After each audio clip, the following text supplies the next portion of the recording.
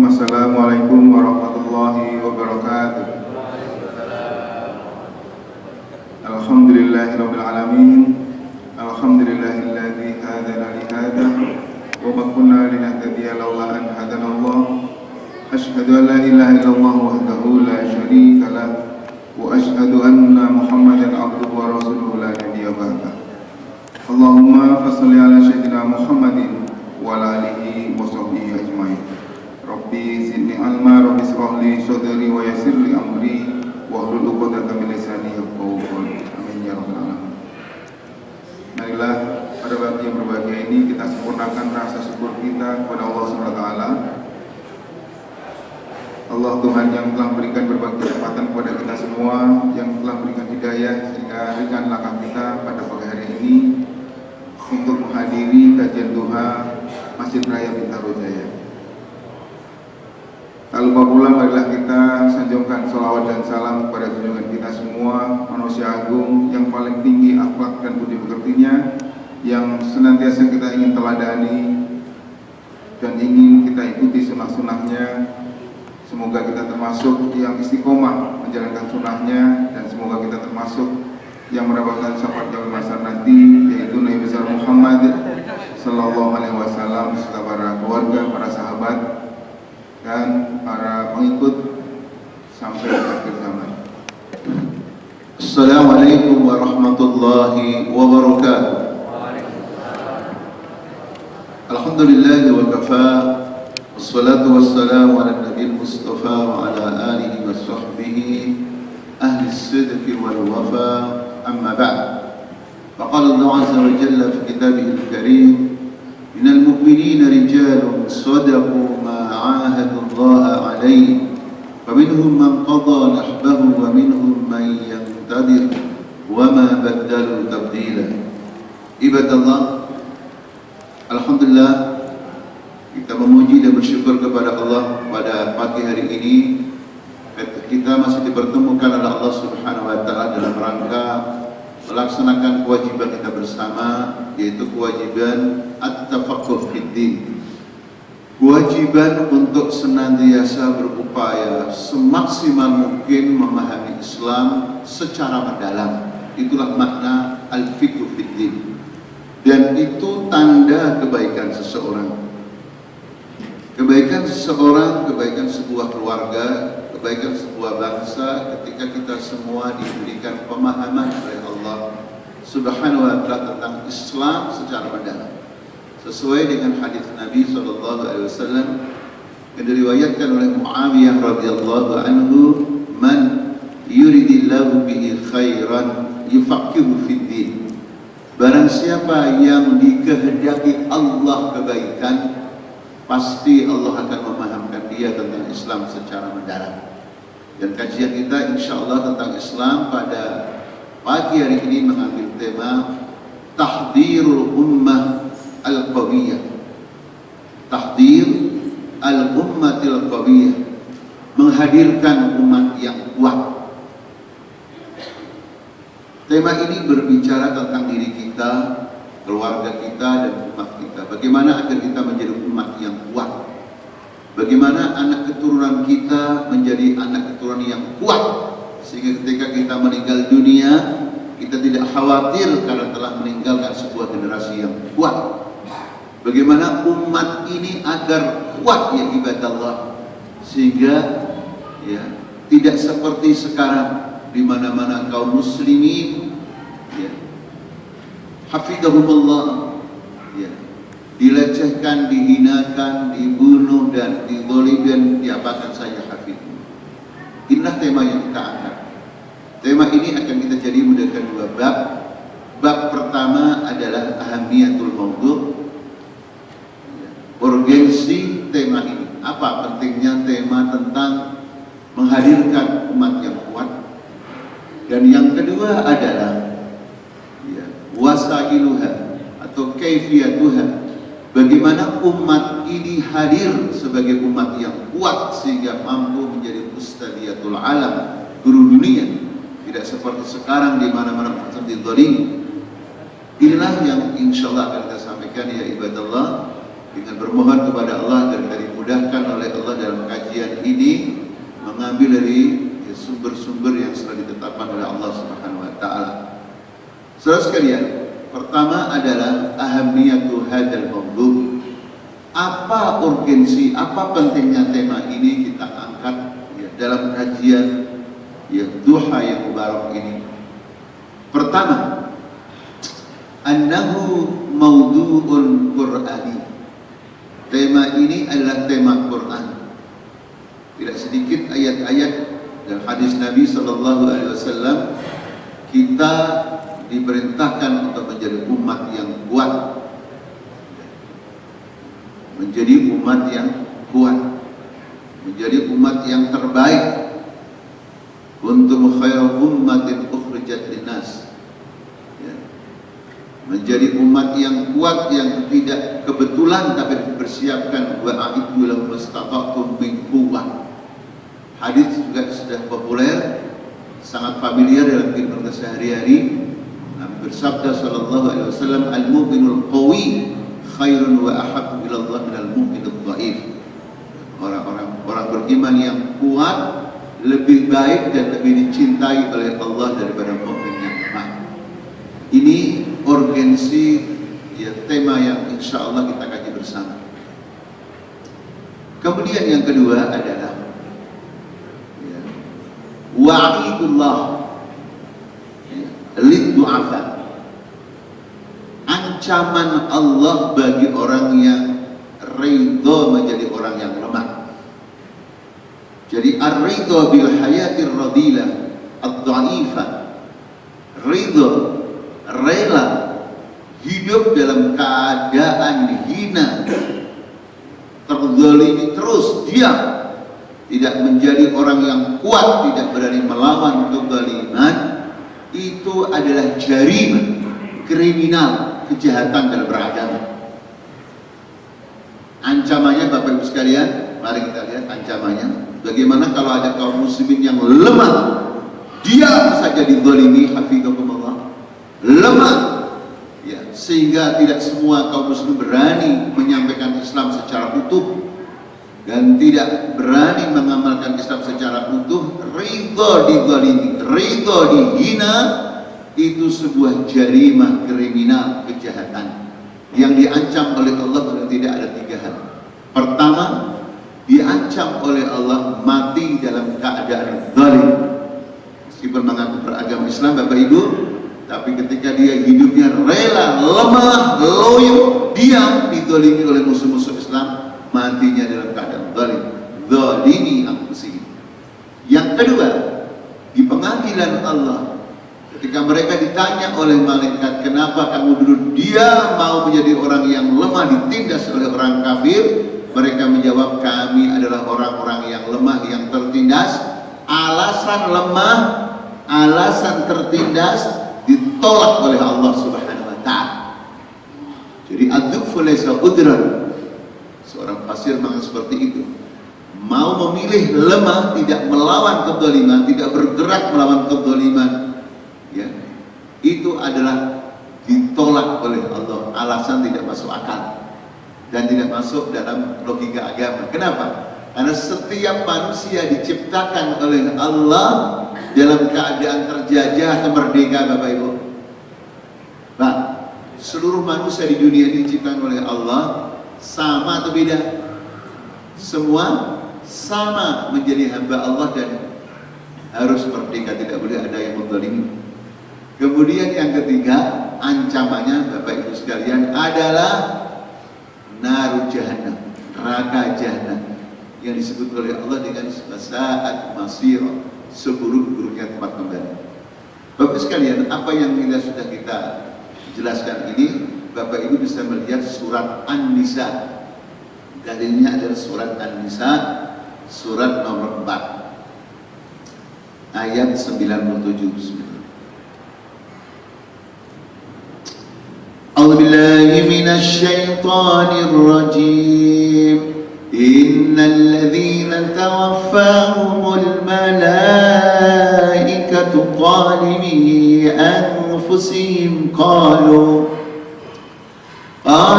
فيما كنتم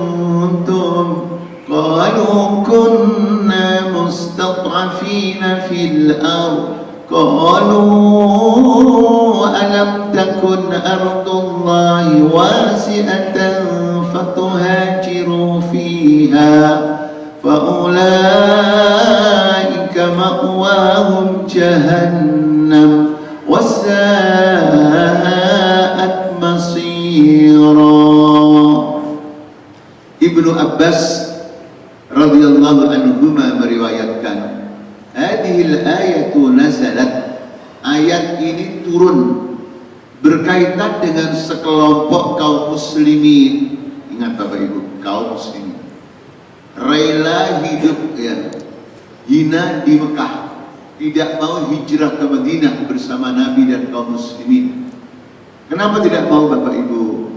Karena mereka kepentingannya ada di Mekah, kepentingan bisnisnya atau kepentingan ekonominya, kemudian kepentingan keluarganya masih banyak di Mekah, sehingga dia berat untuk hijrah ke Madinah. Begitu terjadi perang Badar, mereka dipaksa oleh orang-orang kafir Quraisy untuk perang melawan kaum muslimin di Madinah. Ketika perang Badar itulah mereka tewas, dan ketika mati paksa oleh orang kafir untuk membela tadi, maka turunlah ayat 97 ini. Sebelum saya teruskan Bapak Ibu, kira-kira kalau Bapak ditanya oleh anak atau oleh masyarakat, dosanya besar mana orang yang dipaksa dengan orang kemaunya sendiri membela orang kafir? Pak, dipaksa dengan kemauannya sendiri membela orang kafir, lebih besar mana Pak? Ada nggak kaum muslimin mengaku mengikut agama Islam, mengaku beragama Islam, tapi tidak dipaksa, selera sendiri bergabung, berkoalisi dengan orang-orang kafir untuk memusuhi kaum muslimin? Ada nggak Pak? Bapak Ibu, ini bulan apa? Agustus kan? September, Oktober, November, Desember. Ada nggak sebagian mengaku kaum muslimin semangat sekali membela, menjaga tempat ibadahnya orang kafir? Ada nggak? Bapak Ibu, ini terjadi 10 tahun sekali atau tahunan? Ke masjid nggak mau, jaga masjid nggak mau, yang dijaga Bapak? Bapak Ibu, di bulan Desember apa ini dijaga? Mengakunya ormas Islam. Terjadi Bapak Ibu? Itu karena berdasarkan Quran atau berdasarkan realistis? Makanya harus diselamatkan supaya umat paham. Bukan berarti jangan sampai dianggap ini menebar kebencian, tapi masalah akidah disampaikan. Dan memang akidah Islam juga kita harus cinta kepada seseorang yang dicintai Allah, membenci seseorang yang dibenci oleh Allah. Yang tidak boleh itu menzalimi. Di dunia ini kan cuma ada dua, kalau nggak cinta, benci. Yang tidak boleh itu zalim, walaupun kita membenci orang kafir, tapi tidak boleh menzalimi. Jangan terbalik, sama kaum muslimin benci, sama orang kafir. Bapak Ibu, ada nggak? Bapak pernah memperhatikan? Sama orang kafir mesra sekali, senyum, rangkul-rangkulan, pakai ayat Quran, wa ma arsalnaka illa rahmatan lil alamin. Tetapi dengan orang Islam memusuhi, mencurigai. Alasannya apa? Kamu kok orang Islam memusuhi? Alasannya lakum dinukum. Bapak Ibu, saya bertanya, ini tafsir Jalalain atau tafsir jalan lain? Makanya membuat Islam baru. Di dalam Quran sudah jelas-jelas Islam itu rahmatan lil alamin. Ini ada pihak tertentu bikin Islam apa Pak?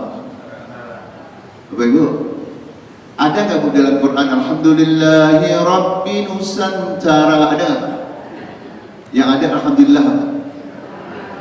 Baru tabarakalladzii nazzala al-furqana 'ala 'abdihi liyakuna lil 'alamin nadhira. Ada enggak Bapak Ibu? Liyakuna linusantara nadhira. Ada Pak?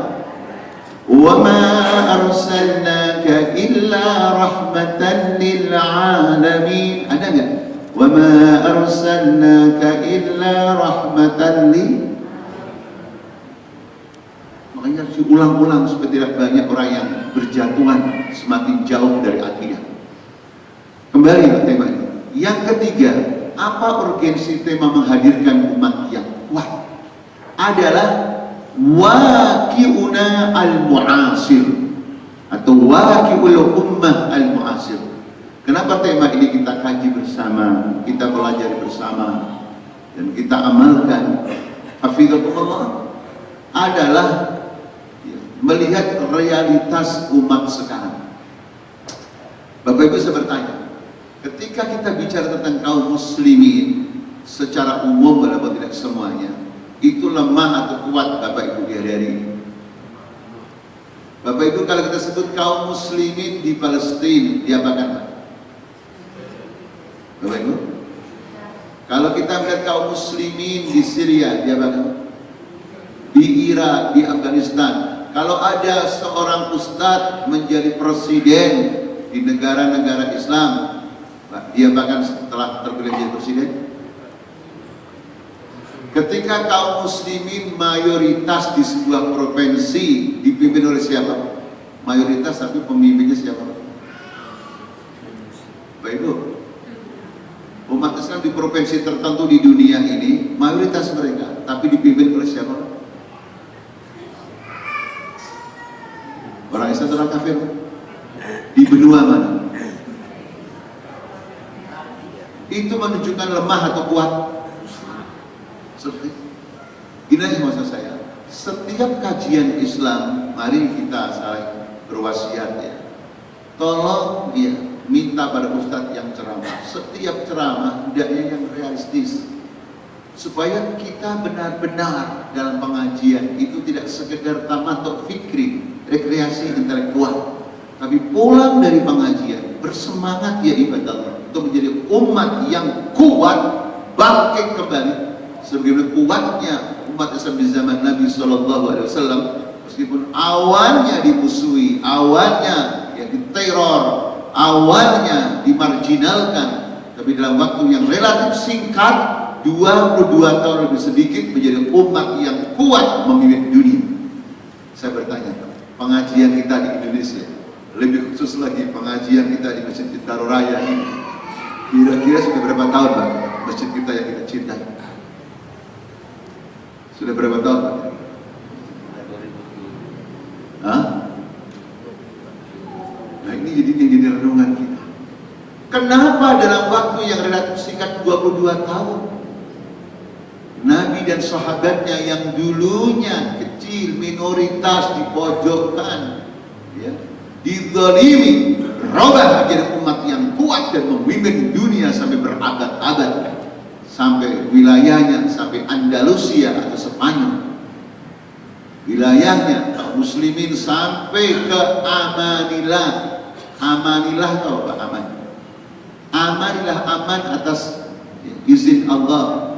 Setelah umat Islam lemah, dikuasai oleh orang-orang kafir, maka ibu kota Filipina tetap Amanillah atau menjadi apa?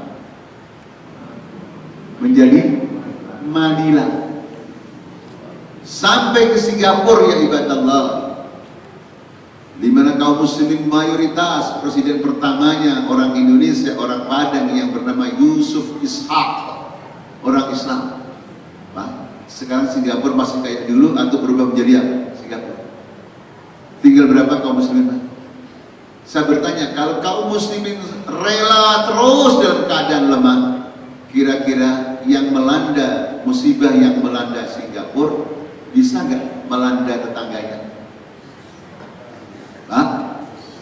Bu, mana tetangga Singapura itu? Tinggal nyebrang sedikit. Hafizahumullah. Itulah sebabnya sekali lagi kenapa tema pada pagi hari ini adalah menghadirkan umat yang kuat. Selesailah bab yang pertama. Bab yang kedua, kaifiyah, ya, tahdzir al-ummah al-qawiyah. Bagaimana caranya agar umat ini kuat? Bapak ibu kuat, anaknya kuat, ormasnya kuat, partai Islamnya kuat, masyarakatnya kuat, sehingga kaum muslimin tidak terjajah dalam seluruh bentuk jajahan. Bagaimana caranya? Bagaimana cara Al-Quran dan As-Sunnah menjadikan kaum muslimin kuat? Dan itu bukan wacana, karena sudah pernah terjadi kurun tawilah, berabad-abad. Sudah terjadi, bukan wacana ya ibadallah. Tinggal kita mau atau tidak mau, bukan bisa atau tidak bisa. Bagaimana cara menghadirkan umat yang kuat di tengah-tengah kehidupan ini? Nah, inilah bab yang kedua. Bapak Ibu, bab yang kedua ini kita sampaikan sekarang atau bulan depan aja? Pak, kita sampaikan sekarang atau kita sampaikan di bulan Desember ketika ada pilkada serentak? Bu, sekarang dan nanti atau nanti dan sekarang? Supaya umat Islam tidak jadi ya bulan-bulanan permainan musuh-musuh Islam. Yang pertama sekalian adalah caranya dengan sihhatul masdar. Sihhatu al-masdari, sumber atau referensi kehidupan itu harus benar. Saya, Bapak, Ibu dalam hidup ini, baik secara individu, dalam rumah tangga, dalam pengajian seperti ini, dalam bermasyarakat, dalam berbangsa, bernegara, harus benar. Dan sumber atau referensi kehidupan yang pasti benarnya, tidak sedikit pun keraguan, la raiba fi, itu apa sumbernya? Nah, saya bertanya, mungkin nggak Bapak Ibu, anak kita hidupnya ini termasuk dalam berbangsa bernegara sumbernya Quran dan Sunnah, sementara belajar di sekolahan yang satu pekan hanya berapa jam belajar agama Bapak Ibu? Bapak Ibu, berapa jam Bu? Satu pekan anak-anak kita belajar di negeri? 2,5 atau 3 jam. Tahu apa kira-kira Pak? Tahu apa tentang Islam? Jadi kalau mau umat sudah kuat, berarti harus ada reformasi tentang apa? Pendidikan, kurikulum, dan sebagainya. Selama kurikulumnya sekuler, jangan bermimpi ya ibadallah kita akan punya umat yang kuat. Mari kita kasih contoh saja. Bagaimana kesalahan sebagian anak bangsa sejak kecil? Mari kita tanya. Ujian sudah selesai. Bapak Ibu, di dalam ajaran Islam, kalau anak kita mau ujian sekolah, anak kita mau ujian agar nilainya bagus, itu apa yang harus dipersiapkan? Rajin belajar. Kalau tidak paham apa? Tanya. Ya. Kemudian rajin berdoa. Nah, sekarang saya bertanya, fenomena tahunan yang tidak bisa terbantahkan dan masih terjadi. Begitu anak sekolah mau ujian, dibawa kemana itu anak sekolah? Dibawa ziarah kemana? Bapak Ibu, pelajaran yang setiap tahun kita lihat di TV atau kita sendiri. Anak diajak kemana Bapak Ibu sebelum ujian? Diajak rame-rame ziarah kemana? Kalau mau nggak rame-rame Pak, sendiri biasanya. Kemana? Bapak Ibu lupa nggak? Ke kuburan. Kuburannya siapa Pak? Wisata apa katanya Bapak Ibu?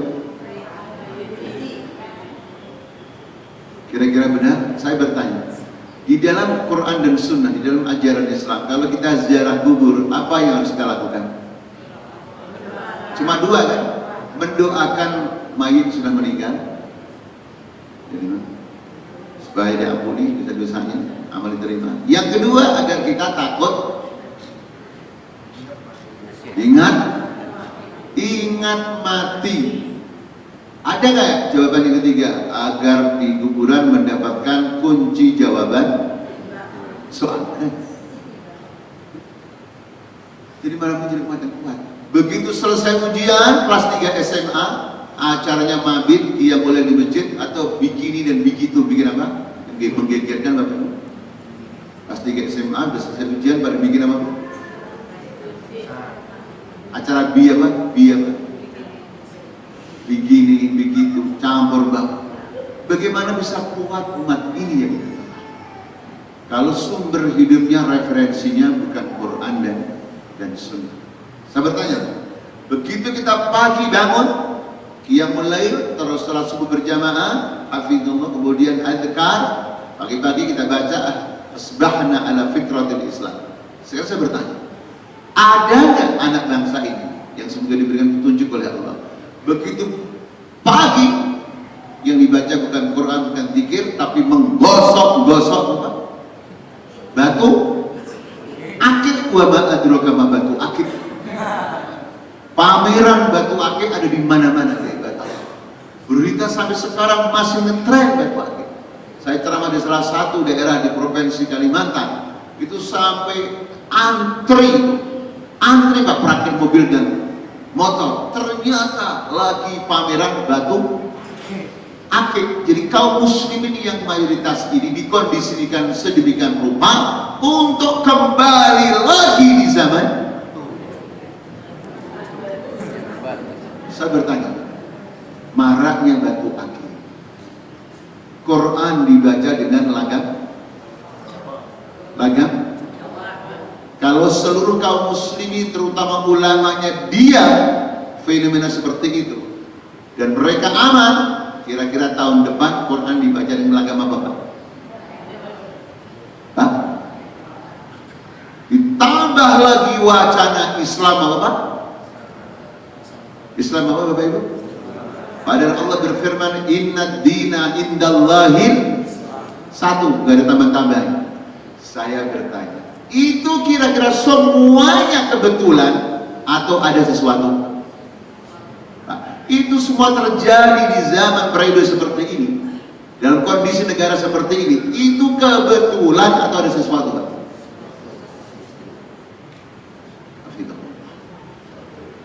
Ada sesuatu, hafizullah.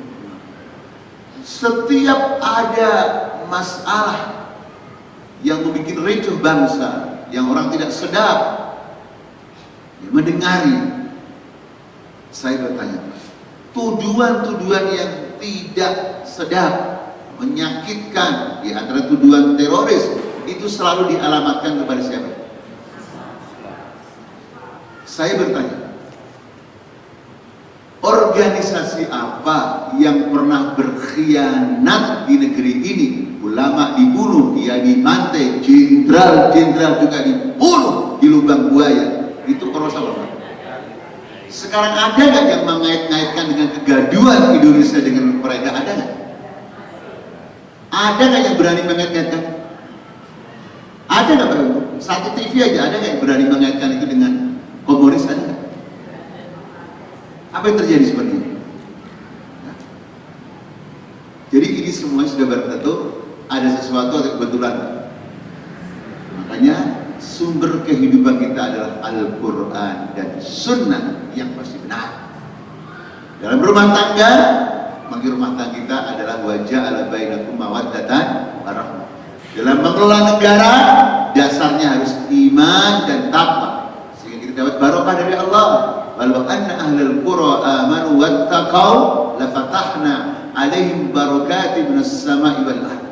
Ketika mencari kepemimpinan, maka tidak boleh kita mencari pemimpin yang anti-Islam, karena kepemimpinan berkaitan dengan akidah, dan orang beriman tidak boleh mengangkat pemimpin orang kafir. Jadi jelas saudara hafizahullah, marji'iyah kita harus itu yang pertama. Yang kedua Bapak sekalian, bagaimana agar umat kita menjadi umat yang kuat? Caranya dengan sihhatul ghayah. Sihhatul ghayah. Orientasi kita dalam hidup ini harus benar. Tujuan ya hidup kita seluruhnya harus benar, semata-mata mencari ridha Allah, semata-mata dalam rangka beribadah kepada Allah, sehingga pengajian kita dalam rangka beribadah kepada Allah, rumah tangga kita beribadah kepada Allah. Ketika di antara bapak ibu nanti menjadi pemimpin di bidangnya masing-masing dalam rangka untuk beribadah kepada Allah, sehingga betul-betul sesuai dengan firman Allah yang berbunyi wa ma khalaqul jinna wal insa illa liya'budun. Tidak ada satupun kegiatan, satupun acara yang tidak bernilai ibadah. Ustadznya beribadah ketika ceramah, jangan sampai ketika ustadz ceramah orientasinya bukan ibadah, orientasinya bagaimana agar jamaah senang. Kalau jamaahnya senang bercanda, berarti ceramahnya harus supaya tahun depan atau bulan depan, Bapak Ibu, jadi semuanya harus benar-benar ibadah. Pejabatnya, pengusahanya, senimannya, gurunya, semuanya adalah beribadah kepada Allah. Dan ibadah tidak akan diterima oleh Allah kalau tidak dengan syarat. Pertama, ikhlas. Yang kedua, harus benar. Berarti rumah tangga kita harus benar, berbangsa bernegara kita harus benar. Ketika kita diuji oleh Allah dengan kekeringan, sikapnya juga harus benar. Jangan diuji dengan kekeringan yang ditampilkan kesombongan intelektual. Begitu sudah lama tidak hujan, kekeringan ada di mana-mana. Sebagian orang mempunyai wacana bikin apa Pak? Bikin apa Bu? Hujan buatan. Padahal harusnya apa? Sholat. Harusnya banyak Faqultu astaghfiru innahu kana ghaffara yursilis samaa 'alaikum midrara wa ja'al lakum jannatin wa yaj'al lakum anhara. Surat Nuh ayat 10 sampai 13. Jadi ini maksud saya, ya, selain referensi kita benar, yang kedua orientasi kita harus benar, sehingga tidak ada lagi orang rebutan kekuasaan. Belum urusan penting, karena yang penting orientasinya benar. Hafidzakumullah. Kemudian yang ketiga adalah kuwatul i'dad. Kuwatul i'dad, kekuatan persiapan. Dalilnya adalah firman Allah dalam surat Al-Anfal ayat 60, wa a'iddu lahum mastata'tum min quwwatin wa min ribatil khayl turhibuna bihi aduwallahi wa aduwakum wa a'iddu lahum mastata'tum min quwwah, dan bersiap-siaplah. Bersiap-siaplah kamu menghadapi mereka orang-orang kafir berupa kekuatan. Bapak Ibu, saya bertanya, kalau ungkapan wa'a itu bersiap-siaplah, itu fi'il apa Bapak Ibu? Kata kerja apa? Berita atau perintah? Kalau sudah diperintahkan oleh Allah, hukumnya apa? Wajib. Sesuai dengan kaidah yang sudah kita pelajari dalam usul fikih, al-aslu fil amri lil wujub. Pada prinsipnya setiap perintah dari Rasulnya itu mempunyai hukum wajib, ya. Kecuali kalau ada qarina, kalau ada konsideran yang memalingkan dari hukum wajib. Berarti persiapan kita itu wajib berupa kekuatan. Min quwwah, pakai isim nakirah. Kekuatan iman kita, kekuatan fisik kita, kekuatan rohaniah kita, kekuatan mal dana kita, kekuatan militer kita, ya, kekuatan thaqafah wawasan kita. Makanya tadi dikatakan dalam hadis, seorang mukmin yang kuat lebih baik dan lebih dicintai oleh Allah daripada mukmin yang lemah. Nah, muqtadayatnya, konsekuensinya, kalau fisik kita itu lemah, fisik kita kuat, maka yang kita makan, yang kita minum, Bapak Ibu, harus yang thayyib, yang baik, atau khabis, yang kotor. Nah, sekarang saya bertanya, masih ada nggak dunia kaum muslimin, bahkan ustadz, bahkan mungkin kiai, tapi masih menjadi ahlul hisab? Ada?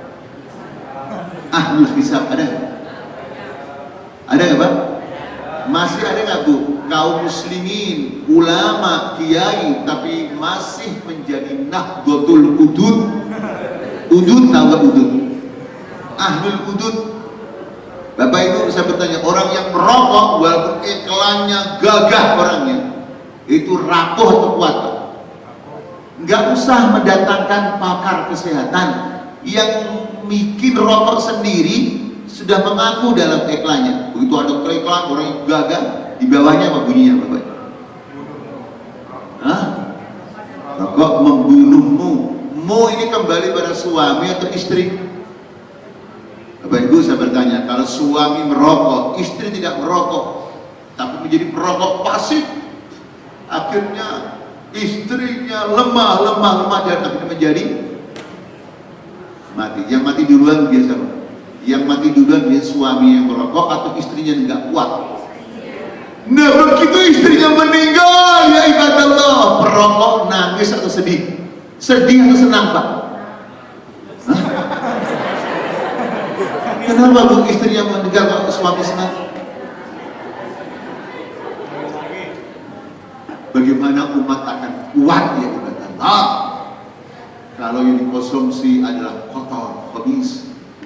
Makanya Nabi SAW dan sahabatnya hanya mengkonsumsi yang halal, yang thayyib, agar fisiknya kuat. Dan Nabi juga latihan olahraga, lari, kan begitu lari faka'annal ardu tutawwa lahu, seolah-olah bumi dilipat karena begitu cepatnya Nabi berjalan. Hafizahullah. Allah. Bahkan yang diajak untuk lari bukan hanya dirinya saja, istrinya juga diajak. Aisyah radhiyallahu anha diajak. Suatu saat Nabi kalah. Kemudian pada hari-hari selanjutnya, bulan-bulan selanjutnya diajak lari lagi. Yang kalah adalah Aisyah radhiyallahu anha, istri beliau. Apa kata Nabi setelah Nabi menang? Ini yang harus kita pelajari banyak dalam hidup berumah tangga. Nabi mengatakan, hadihi bitilka, wahai istriku Aisyah, ini kemenangan saya ini, balasan atas kekalahan saya di zaman dahulu. Bapak Ibu, Nabi cukup dengan isyarat ini dan itu. Nabi tidak mau menyinggung istrinya. Padahal rawinya periwayat hadis tahu kenapa Aisyah awal-awal menang. Karena Aisyah waktu itu masih langsing.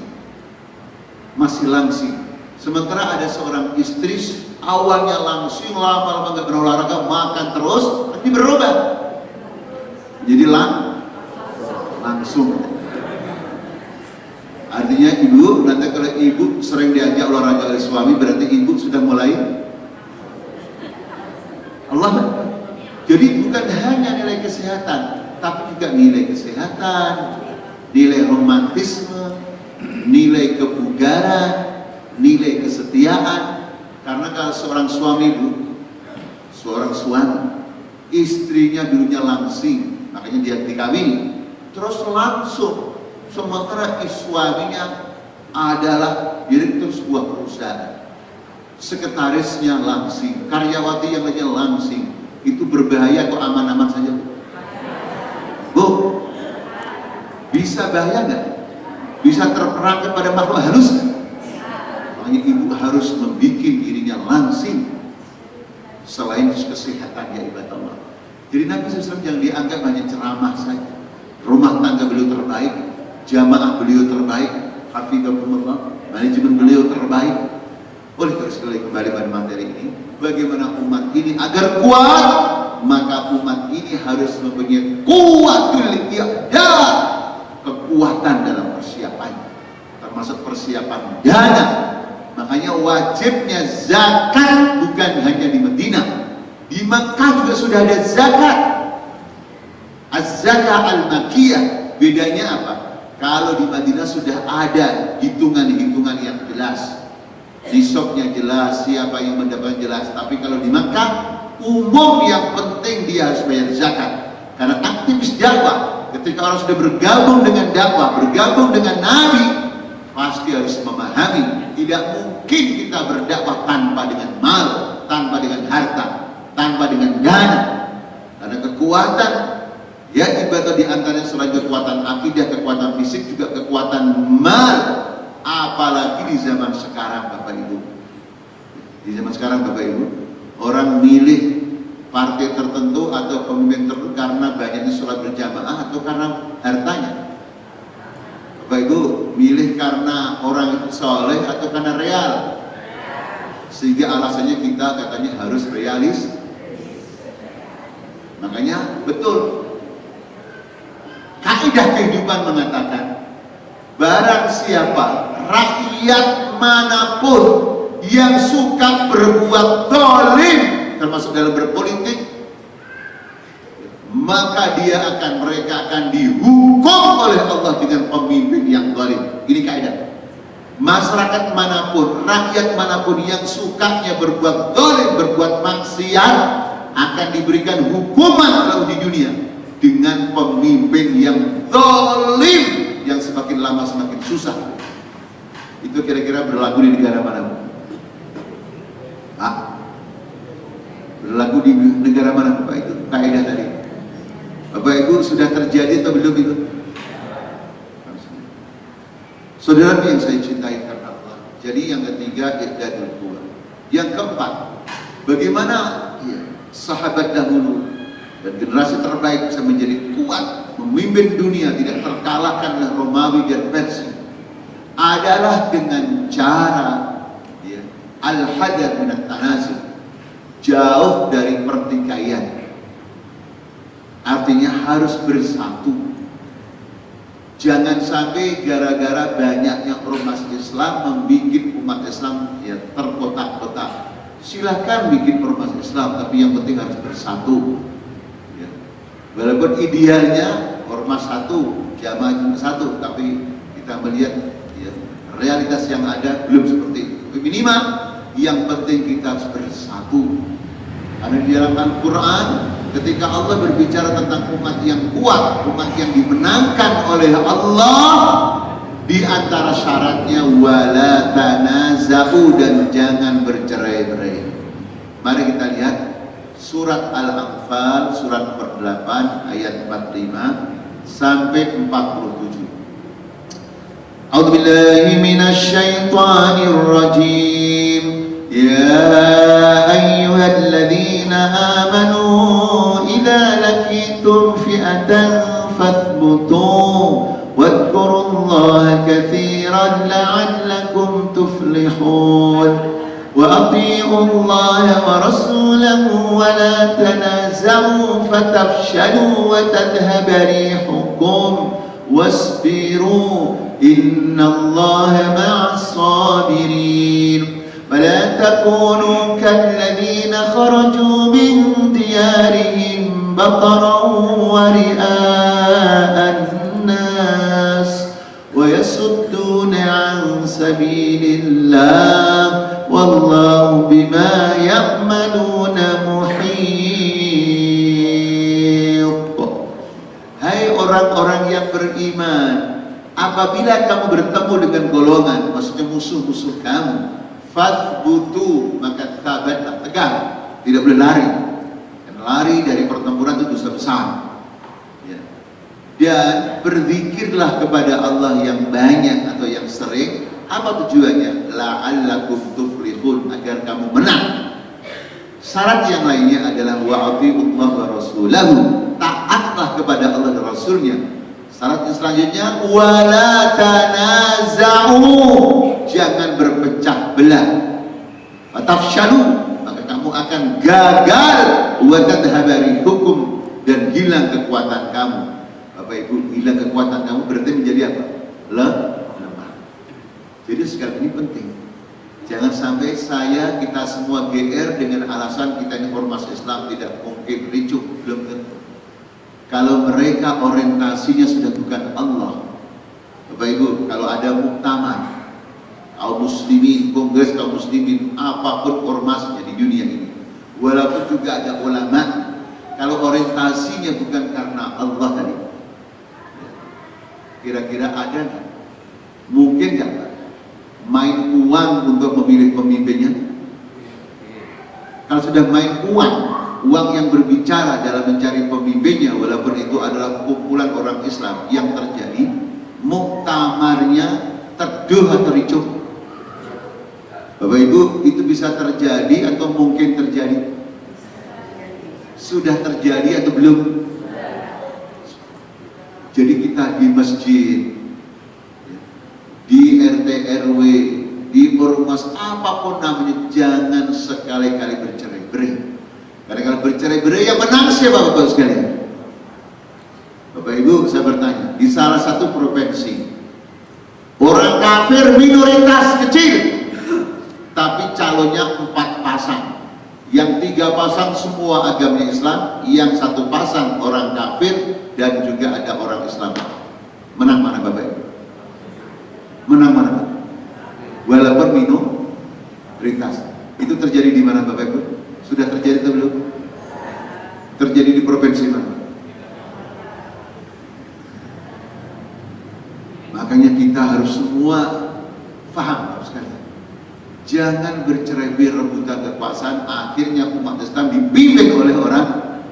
Bapak Ibu, sayangnya kajian seperti ini biasanya yang datang sedikit atau banyak? Bapak Ibu, ini harusnya ceramahnya di mana Pak? Supaya orang Islam semuanya tahu. Hah? Di TV di mana lagi Pak? Di masjid Istiqlal. Di masjid mana lagi Pak? Masjid mana Pak? Yang pusatnya kekuasaan, masjid mana? Di masjid juga, di PRN, supaya orang semua tahu. Tapi ya ibadallah, yang kita sayangkan, tidak sedikit saudara kita kaum muslimin lebih memilih ceramah yang apa? Yang lucu, yang serius. Itulah cara musuh-musuh Islam untuk menjadikan kaum muslimin lupa kepada risalah yang dibawa, lupa kewajibannya, lupa kondisi realnya dalam berbangsa bernegara, termasuk lupa utangnya. Pak, berapa utangnya Pak? Pak, orang kalau lucu dihibur oleh pelawak, dihibur oleh penyanyi, itu ingat hutang atau enggak Pak? Hutangnya sudah berapa triliun? Yang bayar siapa nanti yang bayar? Yang bayar yang hutang atau yang tidak hutang?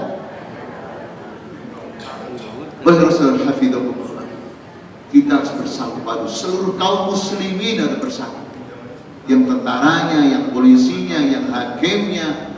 Jangan malah sebagian kaum muslimin hobinya mencari-cari kesalahan aktivis dakwah, mencari-cari kesalahan kaum muslimin supaya ada opini. Ternyata kaum muslimin sama saja nggak benar. Padahal bukan sama saja. Ada memang orang Islam, ada memang ustadz, ada memang aktivis dakwah yang salah. Walaupun kita berusaha jangan sampai merusak citra dakwah, tapi yang tidak kalah bahayanya adalah ketika sudah kita terjebak dengan isu-isu tersebut dan hobi kita memvonis kaum muslimin dan membiarkan orang kafir berkuasa. Itu yang lebih bahaya lagi. Walaupun juga tidak kalah bahayanya pemimpin-pemimpin yang beragama Islam, kalau dia tidak jujur dalam keislamannya juga lebih bahaya juga. Jadi sama-sama bahayanya, hafizahumullah. Nah, oleh karena itu masalah bersatu, yang salah dinasihati, bukan yang salah dihujat, kemudian jatuh, yang bangun, yang bangkit, yang berdiri oleh orang kafir. Ini saudara sekalian yang bisa kita sampaikan tentang tema tahdirul ummah al-qawiyah, menghadirkan umat yang kuat, dan itu semua sudah ada ya petunjuknya dalam Quran dan Sunnah, tinggal kita semuanya ya bersungguh-sungguh untuk mengamalkannya. Bapak Ibu, hafidhakumullah saja yang bisa kita sampaikan, semoga ada manfaatnya. Wallahu a'lam bishawab. Assalamualaikum warahmatullahi wabarakatuh. Waalaikumsalam warahmatullahi wabarakatuh. Terima kasih atas semua kesahannya. Berkenan saya jawab. Barangkali ada yang ingin ditanyakan dari para jamaah, baik ibu-ibu atau bapak-bapak. Dari ceramah bapak tadi terkait dengan memilih pemimpin, realitas yang ada, kira-kira ada enggak pemimpin yang tidak mengeluarkan mahar untuk bisa mencalonkan diri di zaman sekarang ini. Kalau menurut koran yang surat kabar yang kita baca sehari-hari, kayaknya nggak ada. Nah, kita kan sudah disodori, itulah calon yang harus kita pilih, mau nggak mau. Artinya kalau kita mau berarti kita ridho dengan cara-cara itu. Sementara kalau kita tidak memilih, walaupun haram fatwanya katanya. Nah, ini seperti apa? Karena kayaknya memilih pemimpin yang nggak pakai mahar ini hanya satu di dunia ini. Ya, itu menjadi imam sholat. Itu pun kadang-kadang susah, dorong-dorongan maju, nggak ada yang mau. Nah, ini realitas ini. Yang kedua, ada beberapa, tapi ini yang penting tadi Bapak menyampaikan, kira-kira tema seperti ini perlu disampaikan di forum yang mana? Kalau saya sependapat memang harus forum yang besar. Nah, tadi disinggung forum salah satunya di televisi. Apakah persis seperti apa yang Bapak sampaikan tadi pernah disampaikan di dalam televisi? Karena beberapa kali saya ikuti di acara jam 4 pagi itu, apa yang Bapak sampaikan, mohon maaf nih, ya agak gatar-gatar aja gitu, nggak seperti pagi hari ini. Nah, kira-kira mungkin dalam episode kapan gitu Bapak ada jadwal di stasiun televisi itu menyampaikan hal seperti ini. Mohon maaf kalau saya tidak mengikuti terus acara Bapak di setiap jam 4 pagi itu. Assalamualaikum warahmatullahi wabarakatuh. Pertama, Bapak sekalian, yang selalu saya sampaikan dalam menjawab pertanyaan, tidak ada pertanyaan, tidak ada masalah yang kita hadapi dalam hidup ini, Bapak Ibu sekalian. Apakah masalah individu, masalah keluarga, masalah berbangsa, bernegara, yang tidak ada jawabannya. Seluruh permasalahan dalam hidup ini sudah ada referensinya dalam Quran dan Sunnah, baik nas ya, yang sharih, teks Al-Quran dan Sunnah yang jelas, yang tidak membutuhkan tafsir atau istihad, atau melalui istinbat, melalui istidlal, jadi melalui pengambilan dalil dari Quran dan Sunnah yang membutuhkan istihad. Menuju pada pertanyaan pertama, Bapak sekalian, di antara karakteristik ajaran Islam, Bapak Ibu sekalian, adalah al-mithaliyah wal waqi'iyah, ideal tapi juga sekaligus realistis. Yang ideal seperti Bapak yang saya cintai karena Allah, seperti itu dalam masalah memilih ya, calon pemimpin tidak membutuhkan mahar, dan itu sudah terbukti tidak ngarang-ngarang bagaimana ya, kepemimpinan Abu Bakar, Umar, Utsman, Ali radhiyallahu anhuma semuanya melalui proses tanpa mahar. Abu Bakar dipilih, ya, kemudian Umar juga dipilih melalui penunjukan dari Abu Bakar, dan semuanya setuju disebut ijma' sukuti. Nah, di zaman Utsman dan Ali sudah mulai ada sedikit fitnah, walaupun akhirnya bisa diatasi juga. Artinya Bapak sekalian, ketika kita bisa ideal, ya ideal.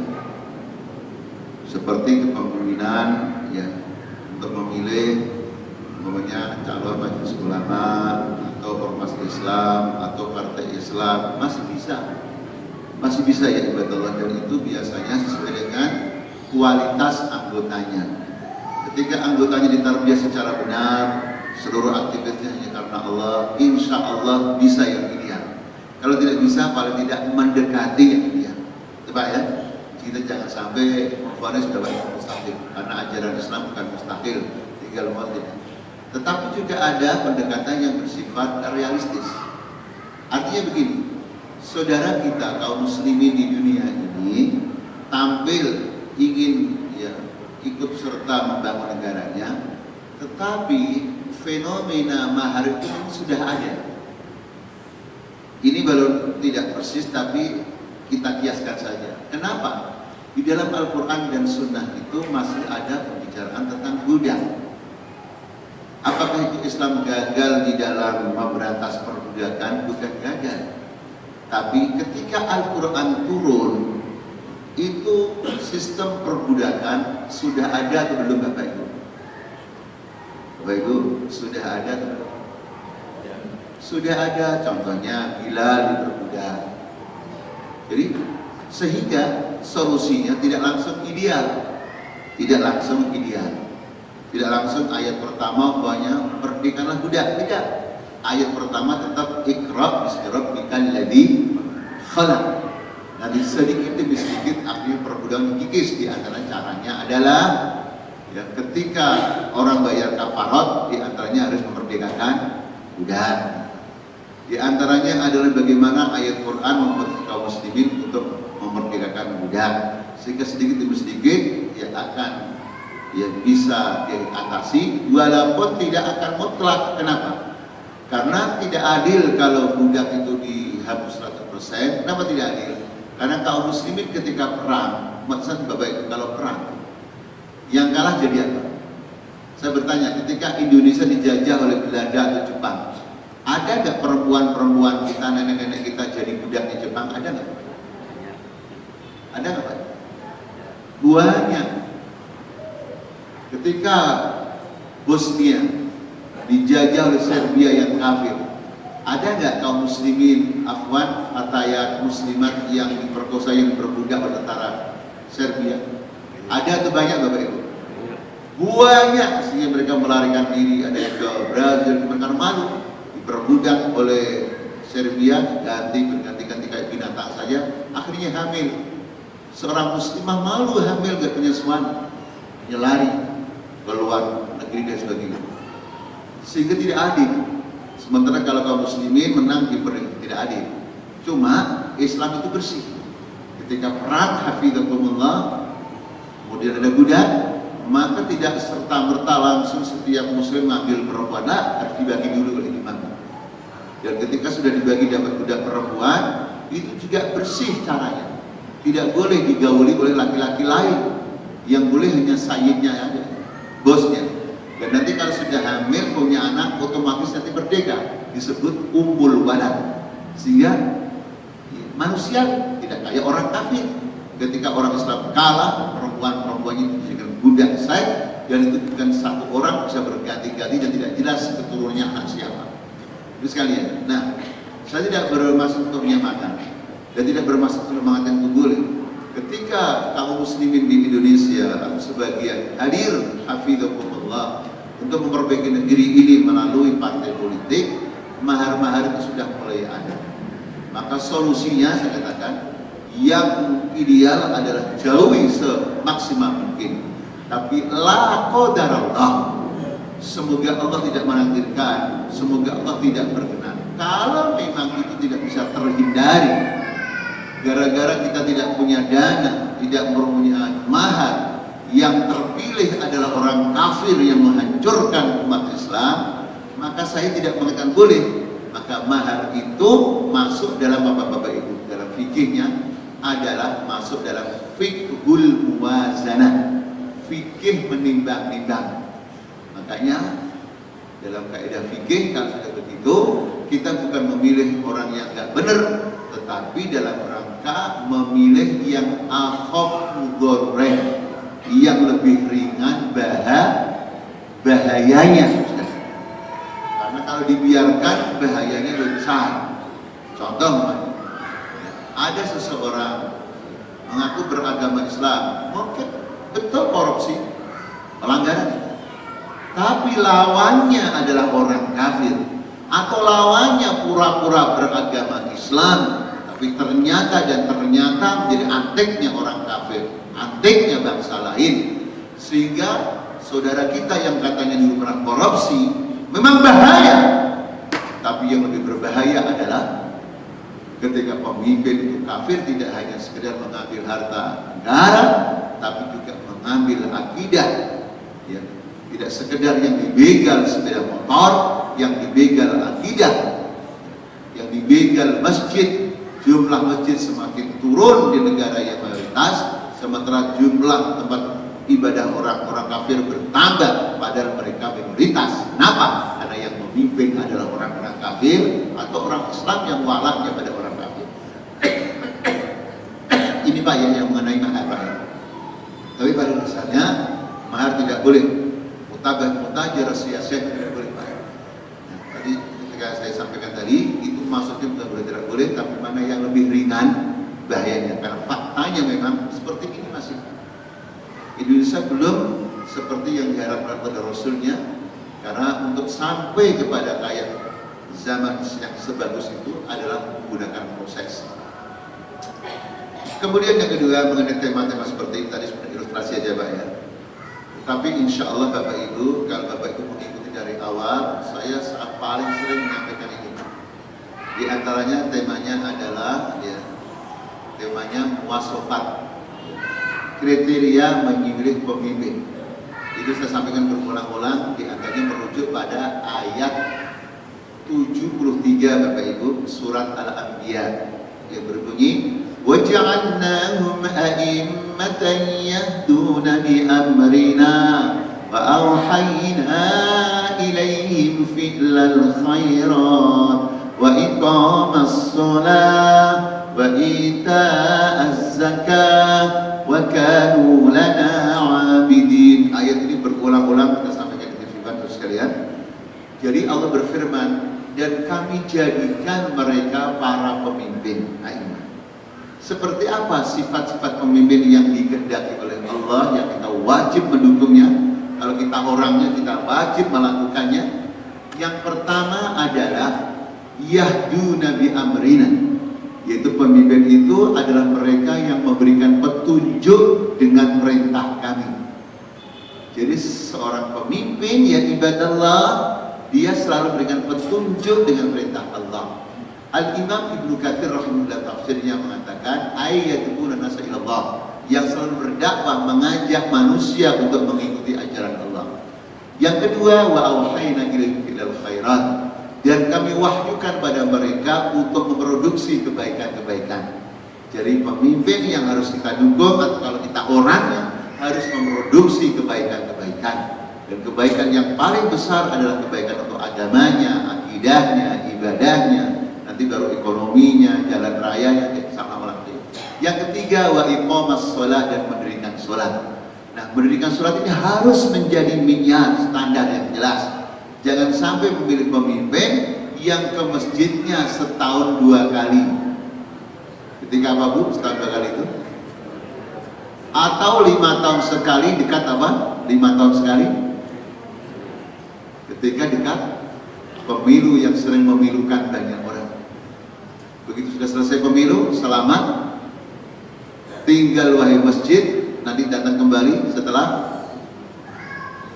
Yang keempat wa ita az-zakat, dan membayar zakat. Dan ini yang sering saya pertegas. Yang kelima wa kanu lana abidin, dan mereka hanya menjadi budak kami, kata Allah, hanya beribadah kepada kami, tidak menjadi budaknya atasannya, tidak menjadi budaknya yang memberikan dana, tidak menjadi budaknya negara lain.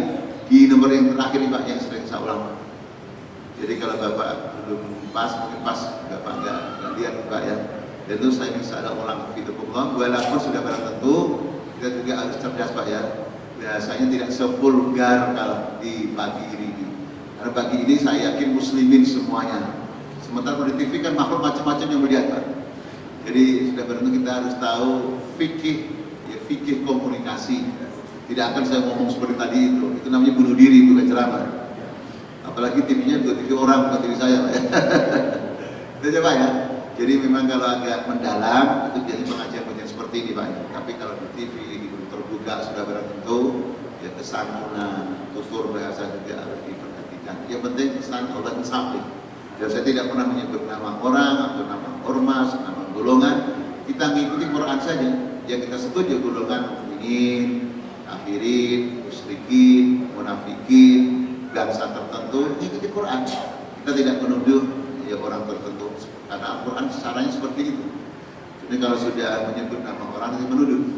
Dan dakwah itu tidak menuduh, dakwah itu tidak boleh menghakimi, tapi cukup sampaikan ayat-ayat Qur'annya dan kriterianya lainnya nanti orang sendiri yang akan insya Allah. Nah, berbeda dengan pertemuan seperti ini yang mungkin agak lebih mendalam Pak ya, lebih jelas karena kita ini satu keluarga sama-sama kaum muslimin. Saja Bapak Ibu ya yang sampaikan cukup Pak ya, insya Allah Pak, atau masih lagi? Ada satu lagi. Baik, itu nyaman. Ya sekalian. Bismillahirrahmanirrahim. Assalamualaikum warahmatullahi wabarakatuh. Salam.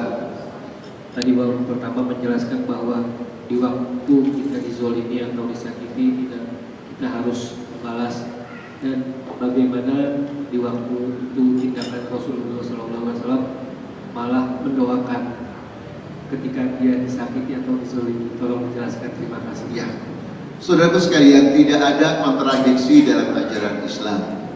Sekali lagi, tidak ada kontradiksi dalam Islam. Ketika Nabi SAW disakiti sebagai seorang dai dan yang disakiti fisiknya, maka Nabi tidak membalas, bahkan mendoakan agar penduduk Taif itu nanti masuk Islam. Tetapi ketika yang didolimi adalah akidahnya, ajarannya, Quran dan Sunnah, maka Nabi SAW tidak akan diam.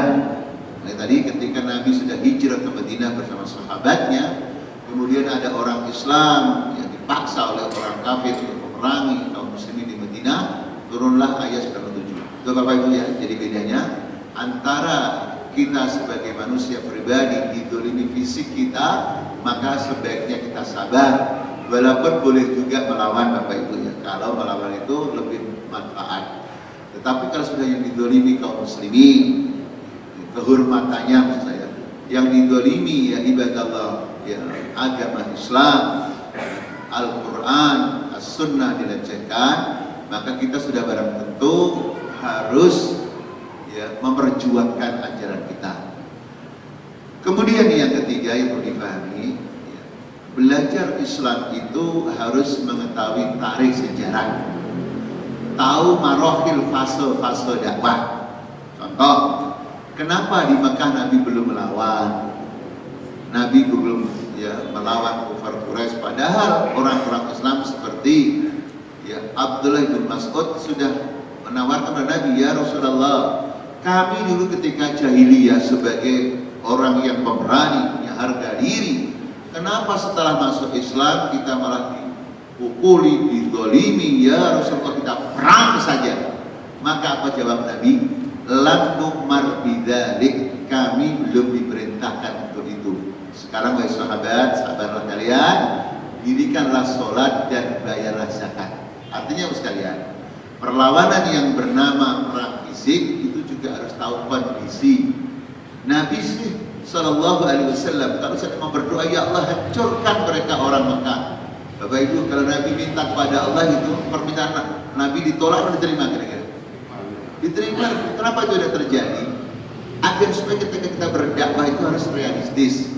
Di Mekah itu pengikut Nabi tidak lebih dari 100 orang. Logikanya bagaimana 100 orang aja kurang mau melawan dunia yang masih kafir.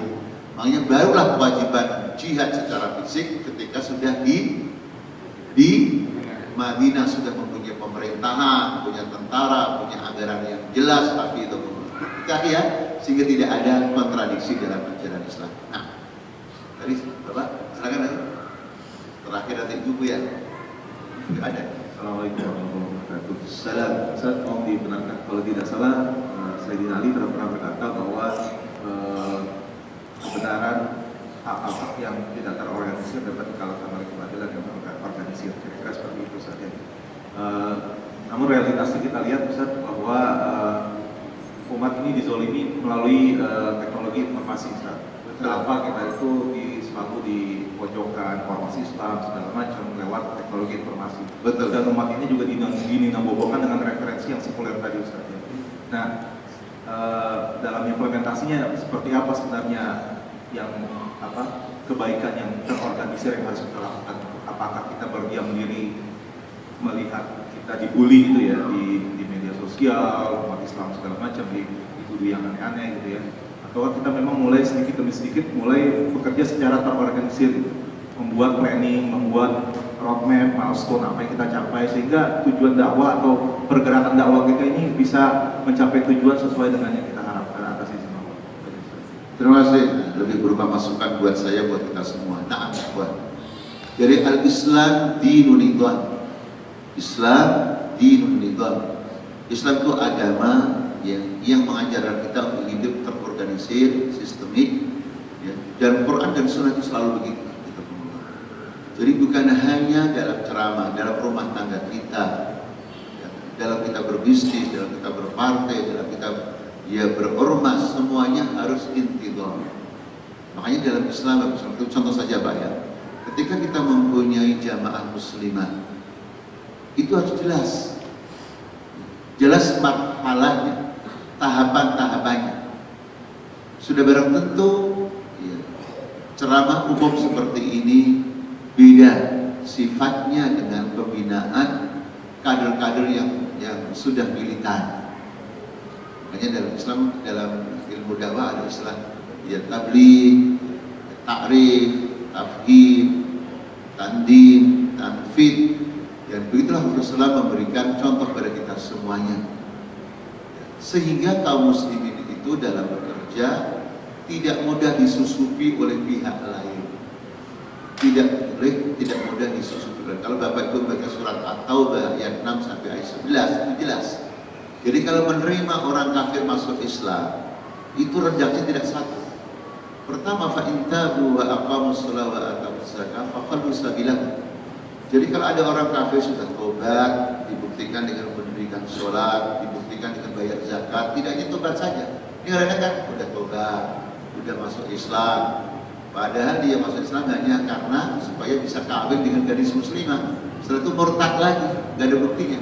Sehingga banyak korban anak-anak kaum muslimin jadi murtad, gara-gara melalui proses perkawinan yang jelas tadi. Nah, baru kalau sudah itu dalam waktu tertentu, ya, benar-benar keislamannya jujur, pembelanya itu juga jelas. Dalam ayat 11 redaksinya sudah berbeda. Fa in tabu wa aqamus shalah wa atuz zakah fa ikhwanukum fid din. Maka mereka ikhwan kamu, saudara-saudara kamu se-Islam. Nah, ini kadang-kadang tidak sekalian. Sebuah ormas Islam atau apa namanya, orang masuk langsung diterima aja, hanya karena punya dana, hanya karena punya media, ya ibadallah. Akhirnya dialah yang menguasai ormas tersebut. Disusupi begitu mudah. Kenapa? Karena tidak ada tasfiyah dan tidak ada sertifikat. Ini contoh bagaimana ya, ketika sebagian orang tidak rapi, tidak sistemik dalam bekerja. Makanya ya ibadallah, Bapak Ibu masih ingat ketika Umar bin Khattab radhiyallahu memimpin bagaimana merekrut anggota, datang seorang sahabat membawa temannya, ya Umar, ini adalah orang pakar dalam ilmu tata negara. Ditanya oleh Umar, kamu sudah pernah nggak bermalam dengan dia? Belum, katanya. Kamu sudah pernah nggak bisnis sama dia? Belum. Kamu sudah pernah nggak bepergian dengan dia? Belum. Apa kata Pak? Pergilah kamu, saya tidak butuh orang tersebut. Jadi dites, kenapa ditanyakan ya, menginap? Artinya kalau malam, kalau saya berminat bareng, tahu nggak? Malamnya itu qiyamul lail atau tidur ngorok saja. Kenapa ditanyakan bepergian? Karena bepergian yang jauh itu warna aslinya akan ketahuan. Kenapa kita kalau punya pesantren, murid-murid kita ajak camping sampai 3 hari 4 hari supaya tahu warna aslinya. Kalau di sekolah, di pesantren ketemu Pak Kiai, apa Pak? Cium tangan. Dan itu nanti kalau di tempat lain cium tangan, cium makhluk halus. Kalau dia olahraga, nendang bola atau nendang kaki temannya. Kalau anak-anak pada mau makan, dia tinggal makan atau masak juga, mencari kayu juga. Itulah yang diajarkan ya ibadah Allah. Kemudian yang ketiga adalah kenapa ditanya sudah pernah bisnis dengan dia atau belum? Karena kejujuran seseorang itu diantaranya dilihat sejauh mana amanah maliyah, kejujuran masalah harta. Di sini banyak titik lemahnya orang-orang. Bahkan sebagian orang yang dianggap taat beragama, begitu diserai masalah keuangan, ternyata khianat, na'udzubillah min dzalik. Dan ini juga bentuk contoh-contoh bagaimana Nabi SAW dan sahabat-sahabat itu tarbiyah kita dalam hidup ini harus intizam, disiplin, sistem yang terorganisir, tidak asal-asalan. Maka muncullah dari ungkapan Ali radhiyallahu anhu bahwasanya hafizakumullah, kebenaran yang tidak terorganisir kalah dengan kebatilan yang terorganisir. Hafizakumullah. Itu akhirnya yang bisa disampaikan. Intinya ya saya sepakat dengan nanti bagi dalam rumah tangga. Ya jangankan masalah besar, masalah kawin dengan satu orang, satu orang. Nabi ketika Rasulullah mendengar sahabatnya mau kawin, apa kata Nabi? Undur ilal absariyah fa inna fi ainaiha syai'an. Kamu kan mau kawin sama perempuan Ansor, lihat karena di matanya ada sesuatu. Jadi yang fisik pun diperhatikan kan? Jangan sampai nanti kayak sebagian orang curhat pada Ustaz, saya mau cerai saja sama istri saya. Kenapa cerai? Saya dulu kawin terpaksa, Ustaz. Saya dicarikan oleh murabi saya, dicarikan oleh Ustaz saya. Saya nggak enak menolak. Sekarang saya tidak senang dengan istri. Kamu kawin dicerai, dipaksa? Iya terpaksa, Ustaz. Anak itu berapa akhi? 6, Ustaz.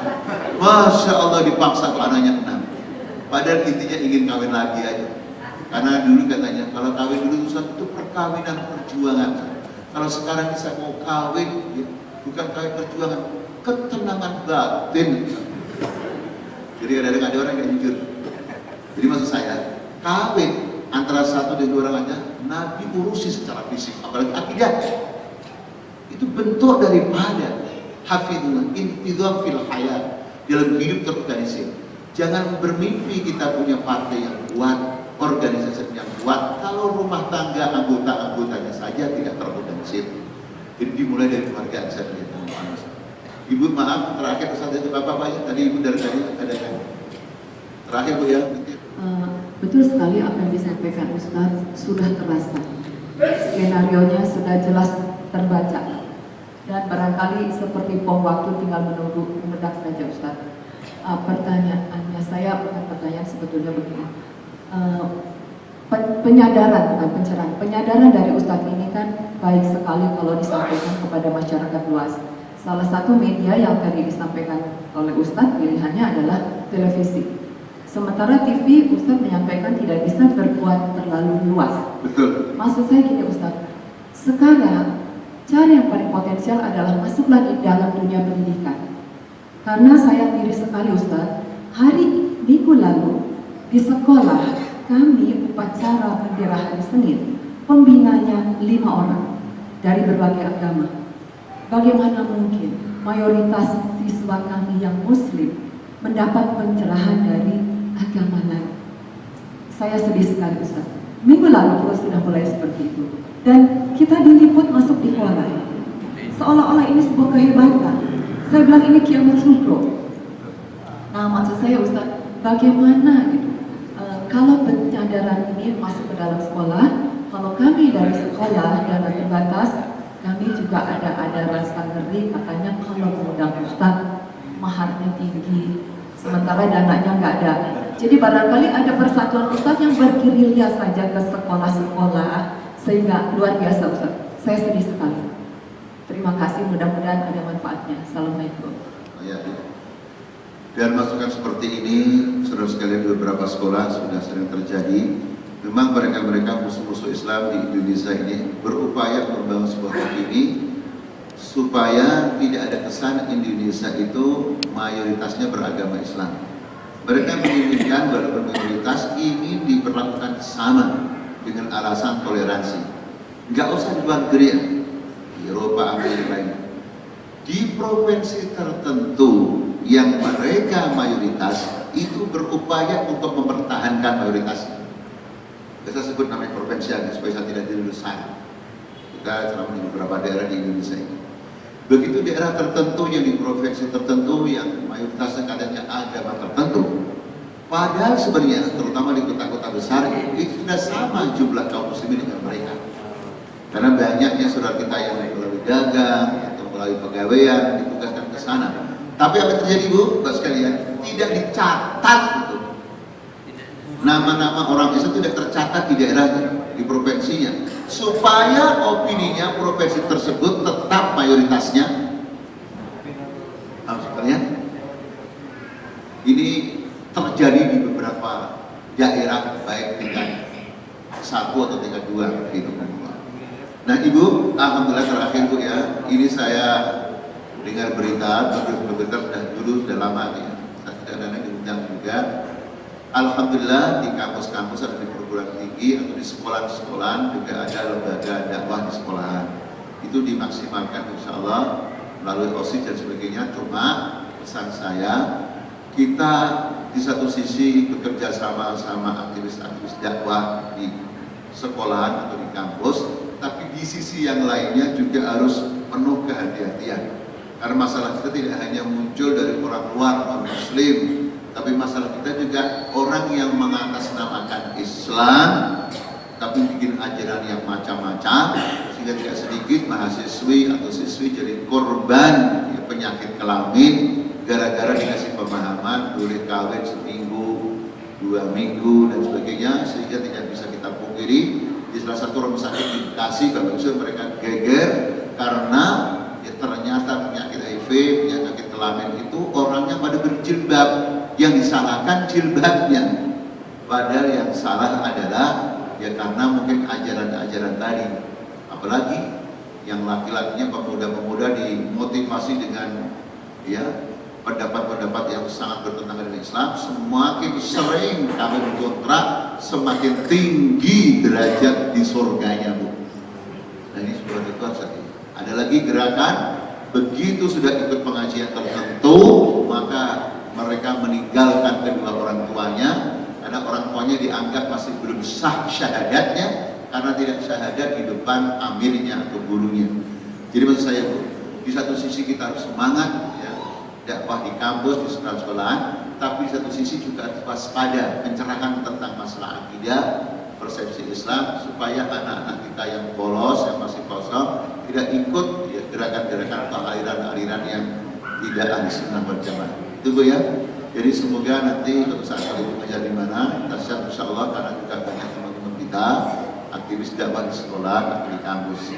Ya kalau ada ustadz yang mahalnya mahal Bu, ya cari yang tidak mahalnya mahal. Masih banyak ustadz yang ikhlas dan fair masih ada. Jadi sekedar transfer saja, jadi tidak semuanya ustadz di dunia ini semuanya ustadz artis yang harus ada tawar menawar. Nah, boleh menjadi masih banyak Bu, masih banyak ustadz yang ikhlas insya Allah, yang yang semata berjuang di jalan Allah Subhanahu Wa Taala.